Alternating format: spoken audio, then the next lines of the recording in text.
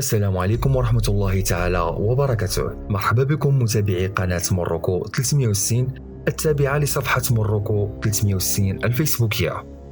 اليوم غادي نتحدثوا في موضوع مهم وحديث الساعة اللي صفع أعداء المملكة وخلاهم ما يصدقوش الخبر أن المغرب غادي يصبح قوة نووية بشهادة العالم.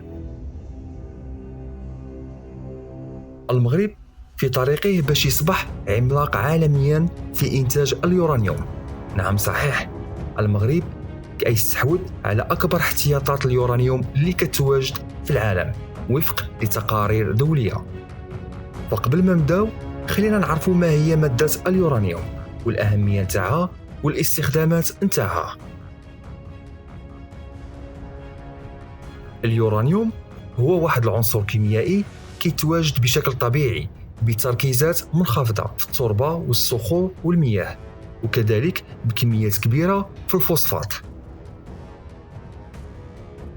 كيتم استخدام اليورانيوم بشكل رئيسي في صناعة الطاقة النووية، حيتاش كيستخدم كوقود باش نشغلوا المفاعلات النووية. وكيتعتبر اليورانيوم أحد أهم الموارد الطبيعية اللي كتساهم في توليد الكهرباء بطريقة نظيفة وبأقل تكلفة. وكيستخدم اليورانيوم أيضا في الطب كمثال في علاج بعض الأنواع السرطانات وتشخيص بعض الأمراض، كما كيستخدم اليورانيوم في صناعة الأسلحة النووية. بحسب البيانات الصادرة عن الرابطة النووية العالمية عام 2022، فاليورانيوم كيتزاد عام على عام السعر نتاعو اللي وصل الآن لأكثر من $55 للرطل الواحد، بسبب طلب الدول على الطاقة النظيفة واستعماله في المحطات النووية لإنتاج الكهرباء. وباش نعرفوا أنه نحو ثلثي إنتاج العالم من اليورانيوم كيتم استخراجه من المناجم من كازاخستان وكندا وأستراليا.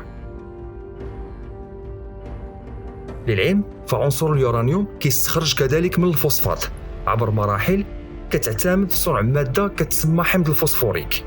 هذا الحمض كيتم خلطه مع مواد فوسفاتية أخرى لصنع السماد، وفي هذه العملية كينصهر ذاك اليورانيوم مع الحمض الفوسفوريك، ومن بعد كيتم استخدام واحد المادة كتكون خاصة لاستخراج هذا اليورانيوم من الحمض، وكتمر هذه المواد بخطوات تنقية حتى كنحصلوا على اليورانيوم نقي من الفوسفات. وبما أن المغرب كيتحكم في فوسفات العالم وبفضل الاحتياطات العملاقة من الفوسفات اللي كيتوفر عليها المغرب اللي كتقدر تقريبا ب 75% من الاحتياط العالمي، كيتوقع أنه يصبح المغرب عملاق عالميا في إنتاج مادة اليورانيوم الحيوية اللي من الممكن أن تجاوز الأكبر الاحتياطات العالمية اللي كتمتلكها أستراليا. وفق لتقرير مركز الأبحاث الشرق الأوسط الأمريكي، فإن الفوسفات المغربي كيحتوي على ما يقدر بنحو 6.9 مليون طن من اليورانيوم، أي 3 أضعاف الاحتياطات نتاع أستراليا اللي هي الرائدة عالميا وكتوفر على أكبر احتياطي متوفر الآن في العالم، مما غيجعل المغرب كيضم الآن أكبر احتياطي في العالم من هذه المادة اللي كتهافت عليها القوة العالمية الكبرى. اليوم كنشوفوا المغرب كيف تحولت كل أنظار العالم ليه بحكم التوصل إلى أن الفوسفات المغربي كيحتوي على كمية كبيرة من اليورانيوم. فقد أعلنت الشركة الروسية المختصة في الطاقة النووية المستعملة لأغراض سلمية بتوقيع اتفاقية بينها وبين المغرب خلال القمة الروسية الإفريقية في روسيا. كتقضي هذه الاتفاقية بإنشاء محطة نووية في منطقة سوس قرب مدينة أكادير. نعم، الطاقة النووية السلمية على الأبواب بالمملكة المغربية. فبعد الطاقة الشمسية، الحكومة المغربية باشرت من قبل في توقيع العديد من الاتفاقيات لبناء عدة محطات نووية في المغرب لاستعمالات سلمية وتلبية من الطاقة النظيفة اللي محتاجها المغرب في الصناعة والفلاحة وتحلية المياه البحر، وكذلك لتصدير الطاقة النظيفة لأوروبا اللي غادي يصبح المغرب أحد أكثر الدول المصدرة للطاقة النظيفة إلى القارة الأوروبية بشهادة عدة تقارير دولية. وزارة الانتقال الطاقي والتنمية المستدامة وقعت سنة 2023 عقد لبدء دراسة الجدوى حول مشروع بناء محطة نووية في المغرب. وكتقدر هذا الحجم الاستثمارات في أول محطة نووية في المغرب مبدئيا غادي توصل إلى نحو 40 مليار دولار، وشركة روساتوم الروسية هي الأقرب لتنفيذ هذا المشروع.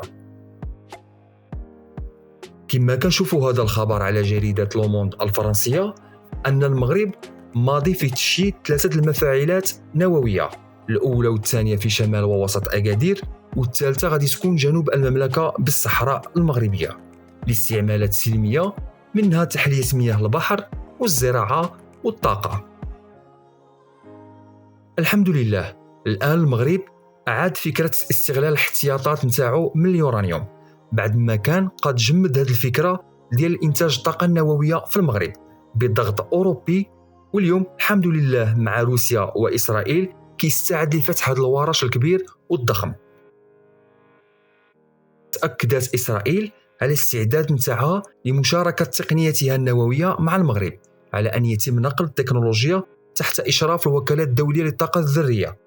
وكان جا هادشي على لسان رئيس لجنة الطاقة الذرية الإسرائيلي موشي إدري في الخطاب نتاعو كان لقاه أمام الوكالة الدولية للطاقة الذرية في فيينا.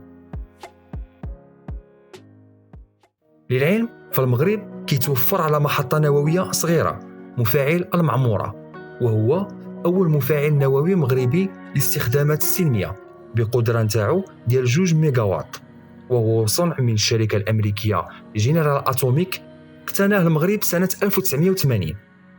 وكيتعتبر المغرب حاليا من بين 24 دولة أبرمت اتفاق التعاون النووي المدني مع واشنطن.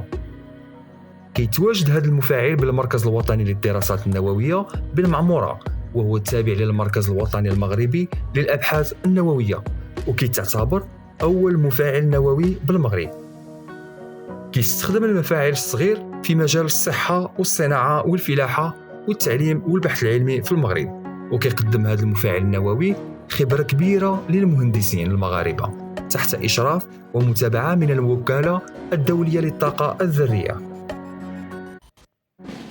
ولو بهذا كنتمناو المغرب من استغلال ثروة اليورانيوم اللي متوفر عليها بحكمة ووطنية وذكاء، فمستقبل البلاد سيكون واعد بإذن الله تعالى. وبهذا وصلنا إلى نهاية الفيديو. اكتبوا لنا في التعليق هل الاتجاه لبناء محطة نووية في المغرب اتجاه صحيح؟ وهل احنا قادرين على تحمل مسؤولية المخاطر نتاع مفاعل نووي في المغرب؟ فما تتردوش علينا بتعليقاتكم، وما تنساوش دعمكم القناة بالاشتراك واللايك والمشاركة. نلقاكم في فيديو آخر إن شاء الله، وشكرا لكم على المتابعة.